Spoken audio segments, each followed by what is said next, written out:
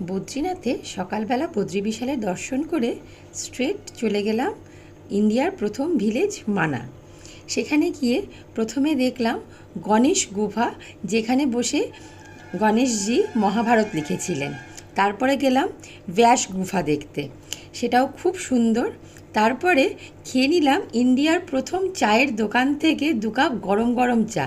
সেখানে পেয়ে গেলাম ছোট ছোট দুটো বন্ধুকে, তাদের সঙ্গে ছবি তোলার পর্বও শেষ। তারপরে সেখান থেকে বেশ কিছুটা হেঁটে গিয়ে পেলাম সরস্বতী নদী। মা সরস্বতীর মূর্তিটা ওখানে অসাধারণ। তারপরে ওখান থেকে একটু এগিয়ে গেলেই সেই জায়গা যেখান থেকে পাণ্ডবরা তাদের স্বর্গের উদ্দেশ্যে রওনা হয়েছিলেন। সেখানে রয়েছে পঞ্চ পাণ্ডবের সাথে মাতা দ্রৌপদীর মূর্তি।